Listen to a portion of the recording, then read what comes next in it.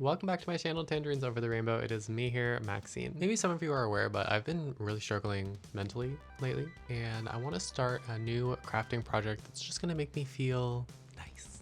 So I have this, which I got on sale for $5 US, and I have 3 of them. So I think what I'm gonna do to really bring in the last little clutches of winter is make a cardigan out of this really soft, fluffy, presumably yarn Caron cake. I have never worked with Caron cakes before, so I'm excited to see how the colors are going to work out. But I'm really loving this like orange moment. It's kind of giving fall colors a little bit, but you know what? I think our projects are gonna transcend seasons for a moment, but I think it's also giving pretty classic tangy vibes over here. So let's get to work on it. I think honestly, it's just gonna be a very basic hexagon cardigan. I have 3 of these cakes, so I think that I will be able to make 2 panels. I don't know if it's gonna be quite as cute as the other cardigan that I made recently, but we're gonna see how it goes, okay? So let's get started. Yes! Well, I already have a problem. So I started this with my 5.5mm hook because that is what the yarn suggests. And I felt like working up the first couple rounds, there wasn't enough texture in the yarn. So when I got to the outermost layer, I switched to my 6mm, and I don't know if you can see the difference, but this is going around with my 5.5, and then this is where I started using the 6. And you can see there's just more texture in the double crochets. So we're gonna restart and do it with the 6 because it's cuter. Also, oh my god, my cuticles. Ugh. Okay, problem number 2. I was just frogging the yarn, and I guess there was a knot somewhere where I crocheted, and it fully ripped. So that's cool. Not nerve-wracking at all for the fact that I'm, trying to make a whole wearable out of this. Yeah, don't know how I feel about that. I've got a few rows worked up again, and it's looking very cute. The color changes are very nice. I am very impressed. So I think this is gonna make a really nice hexagon cardigan, and I'm just gonna keep working up in hexagon. And yeah, I'm really excited to see the rest of these colors together. This particular cake is called Sunflare, and I believe it has been discontinued because I got it on clearance at Michael's, so I don't think they make this one anymore, but it's really cute. And there's a really nice amount of color before it changes too. I am still nervous about how thin the yarn is, given that it literally broke already. So I will just throw caution to the wind, I guess, and hope that that doesn't happen again or while I'm wearing it, which would suck, but it's going to be so comfortable. It's so soft. Y'all, I made a mistake. So I'm making one of my hexagon panels, and I forgot to do an increase on this corner. So I only crocheted 1 cluster into the corner where you see this is a corner. There's 2 clusters in each stitch. I only did 1. What the heck? It's okay, I think I can fix it, but I was just so confused. I got to the corner and I was like, what have I done? But I'm not ripping back the whole round. I'm not doing that. So I'm gonna do 1 cluster in between these legs, and then I'm gonna chain 3, and then I'm gonna, or chain 2. I think I chain 2. Then I'm gonna chain 2, and then I'm gonna do another cluster between these, and I'm going back to granny. So it's gonna look a little funky in this one corner, but like at the end of the project, we're not gonna see it. It's gonna be fine. See, it's like a little bit yucky what the fucky, but you know what? When we come back around, I think you won't even see it. I think it'll be fine. Everything's fine. Well, the biggest job of the project is now done, which is getting these 2 panels finished. So once I seam the sleeves together, I'm gonna build out the back a little bit, and then I'm gonna seam them together, and then I'll have something to wear. I put on my other cardigan for a little bit of inspiration. I wanna make this one a little bit different, but still kind of keep like this essence in it. Yeah, very excited to have another cardigan in my wardrobe. I still have a little bit of work to do, but we're getting there.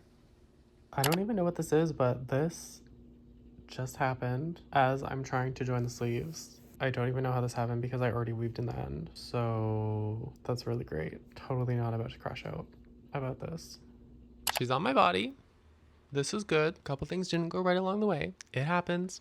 I'm gonna be okay. I was gonna do this cardigan similar to my other cardigan, but after I started doing the sleeves, I realized I didn't like how it looked, and I think I want to take more of a shrug approach to this cardigan than something that's like a wearable garband. This, because this yarn is so soft, I don't see myself wearing this in public, so I'm gonna actually just leave the sleeves like this. I think it's cute. I like that it's like 3/4 length. I think because this yarn is a little bit warmer, because it's polyester, it's gonna give some nice airflow, so I'm gonna leave it there. I'm just gonna leave the sleeves like that, and I am gonna go ahead and do the hood. I watched the tutorial by Passionate Kelsey, and I think I know what I'm doing, so we will see. But yeah, I think this is gonna be really cute with a hood on it, just like this like super soft yarn just snugged up over my head at night when I'm lying on the couch, like Oh, I can see it now. Also, for some reason, the neckline on the back ended up crooked. Instead of doing the mattress stitch like I did on my previous cardigan, I did just a join as you go on the back, the same thing that I do for the sleeves. And I don't know if I did like an extra cluster accidentally somewhere, but it ended up lopsided. And I don't think I'm going to be able to tell once I do the hood on it,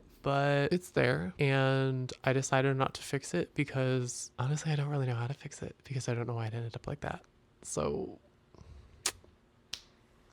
oh well. So if any of y'all are curious as to how a hood happens on a garment like this, literally it's just a big rectangle. And I'm actually so surprised by how easy this was. I did this all in one day. This is 25 rows of granny stitch. I'm just going to decrease a little bit to make like a V pattern and then seam it together at the top. And then it'll be a hood that fits over my head. Some people apparently will knit this or crochet this and then sew it here, but I just picked up stitches all the way around the neckline and a little bit forward from the shoulder seam and just did clusters all the way up, just classic granny stitch flat. Also, I learned how to do a stacked double crochet to crochet ends instead of just chaining, and it looks so much nicer and it's so flat on the sides.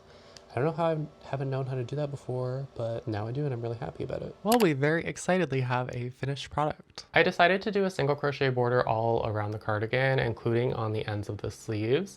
I think it's just edged off things a little bit nicer than if I had just left it on the granny stitch. It looked a little bit unfinished, especially on the sleeve areas. This hood is so awesome, and I'm definitely going to be making more hooded projects in the future because literally it was so simple and the payoff is so good.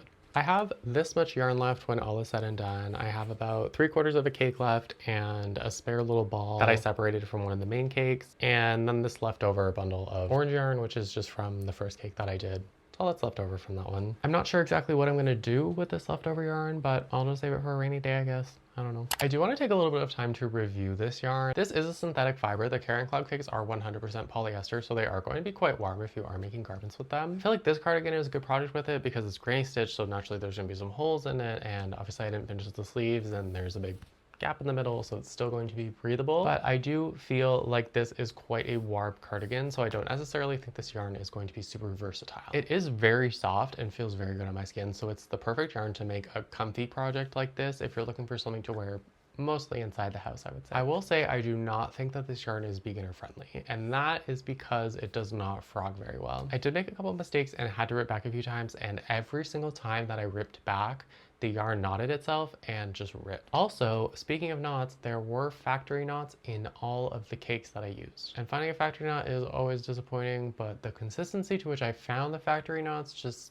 doesn't really speak to the quality of the yarn itself. These cakes actually are kind of expensive at base price, retailing at $14.99 US. Luckily, I got all of my cakes for this project on clearance, so they were only $5, but I don't really think this yarn is worth it at the base price, if I'm gonna be honest. Like, one of these cakes is 250 grams or 760 yards of yarn in itself, so maybe that does make the price point a little bit more worth it, but I just don't think for a synthetic fiber, if you're gonna be paying that price point, you could probably get something a little bit better quality. Seemingly, I did find more negatives than positives with this yarn, but I will say that the variegation on this yarn is really nice and the color changes are very smooth. I personally think that the end product ended up being quite pretty, and there weren't any weird like jogs or splits in the yarn when it comes to the color changes. They just seamlessly changed from one color into the next. So if you are looking for a yarn to make some kind of like cardigan like this, or even like a granny square project maybe, or like a striped blanket or something like that, I definitely think this would be a good option if you don't want to be dealing with color changes or multiple strands of yarn. That is all I have for you for this video. If you made it to the end, thank you so much for watching. Your attention is so important to me, and I really value your presence here on my channel. If you're new here, my name is Maxine, and I make videos regularly about yarn and being queer